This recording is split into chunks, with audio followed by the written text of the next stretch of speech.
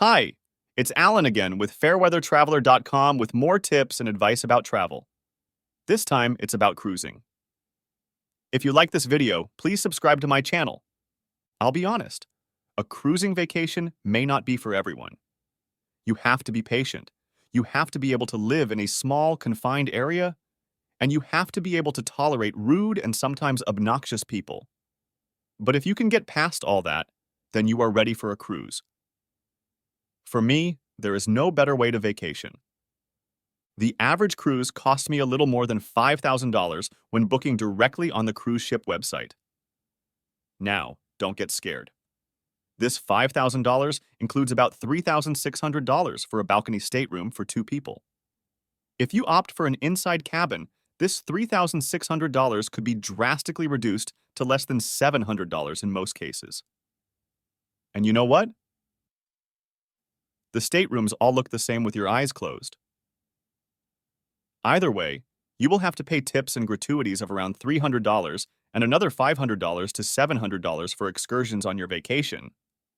Excursions are a must if you want to get the most out of your vacation. And now we are up to about $1,500 or $4,400.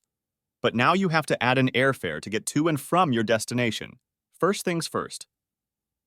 You need to plan. Where are you wanting to go? What do you want to see? And most importantly, how much do you want to pay? Or in other words, how much can you realistically afford to pay? To answer these questions, I generally look at when I can go. You might be able to save some money by booking a Caribbean cruise sometime between June and December, but remember, this is also during the hurricane season.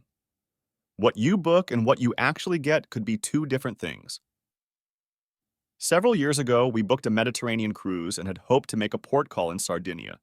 But due to politics at the time, that particular stop was canceled, and instead, we sailed slowly across the Mediterranean Sea to Majorca. This really did not hurt my feelings, since it not only saved me money, but also my favorite days on a cruise ship are our days at sea. They are definitely the most relaxing. To book a cruise, I generally go straight to the cruise line's website. Here I can usually get the most up-to-date information about the cruise and its excursions. From there, I tend to jump over to Cruise Direct, see the link below, or even Costco Travel, where I can almost always shave a few $100s off the actual published price. And both are very reputable companies. I also always read the reviews if I have not been on that ship or on that particular cruise before. I will also compare the travel costs promoted by the cruise lines as part of their deal with the actual cost of flights using either the airline website or a travel website like TravelUp. Their link is in the description below. Unless I am taking a cruise out of Seattle, I will need to fly to board the ship.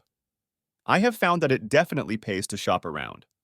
As an example, Norwegian offers a deal where if you pay for the first person, the second person flies free. Don't always think this is a great deal. We have found that while this may be convenient, the cruise companies also tend to book you in economy class without the possibility to upgrade your seats. You are also on their schedule. You do not miss or show up late for your flight. When it comes to flying, it is important to remember, if you are not there to board the ship on time, it will not wait for you. Because of this, we always schedule our flights for 2 days before the ship departs. Normally, we get to our destination without incident or delay, but last January, we flew to San Juan, Puerto Rico to meet our ship. It just happened that this was about a week after an Alaska Airlines 737 MAX airplane lost a panel over Portland, Oregon, and all of the 737 MAX airplanes in the United States fleets were grounded. Norwegian Cruise Line just happens to use primarily United and American Airlines, who along with Alaska, are the primary users of 737 MAX aircraft in the United States. Needless to say, we were scrambling to find an alternative flight to Puerto Rico. We found one all right. It took us out of Seattle in January in a United flight to Chicago. Fortunately, the booking agent I spent 4 hours on the phone with was able to book us first class to Chicago. Our only heartache with this was we had to travel across the dangerous Snoqualmie Pass in January to get to the airport. But we made it, only to learn our flight was delayed by several hours. Of course, this made us miss our flight from Chicago to San Juan. By the time we eventually made it to San Juan, we only had 1 day before our cruise.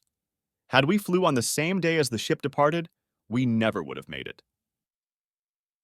The one drawback to traveling early is the need to get a hotel room for a night or two. This is something we plan into our budget. Deciding on where to go is always a huge consideration for us. I am fortunate to have been almost everywhere when I was in the Coast Guard, but my wife has not. I generally leave this decision up to her. We always take into consideration the politics, turmoil, crime, expense of each country, and the different sites we will be able to visit.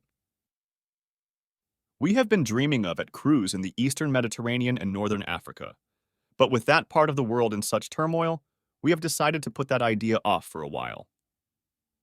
Once we decide on a date and location, then the real planning begins. If booking with the cruise line itself, we will almost always make a small down payment on the trip, just to save the stateroom on board the ship. This is usually around $200. Then we can make periodic payments until the cruise is paid for. If you use a live person, you need to make sure you are only making a payment. Twice, I have inadvertently paid for the entire cruise at once. There are a couple drawbacks to this. The biggest of which is the cruise ship does not charge any interest on your outstanding balance, while a credit card company does charge interest. Save yourself money. If you can pay cash up front, then do it. But if paying on the installment plan to the cruise company, you will not have to pay interest. Another tip is to gradually save extra cash while waiting for your trip. I like to save all my $5 bills in loose change. You would be surprised at how much this adds up to in a year. I use this saved money for things such as taxis, Uber, Lyft, etc. I also use it to help pay for our extra hotels and meals. Another good idea is to sign up for the cruise line's rewards program as soon as possible. Just being a member, even on your first cruise, can save you some money on the many options and upgrades they offer, and I know I mentioned Costco. If you are a member of Costco, be sure you check them out for a Costco Reward cashback card.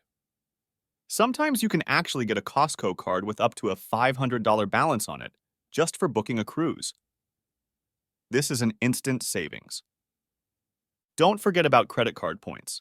Depending on what type of credit card points program you have, you may be able to either use some or all of your points to book your travel or get cash back for the travel you pay for with that particular credit card.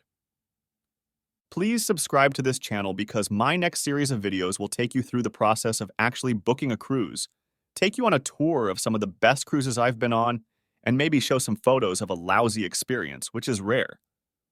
The important thing is you do not want to miss these. Thanks for watching. Remember, travel safe.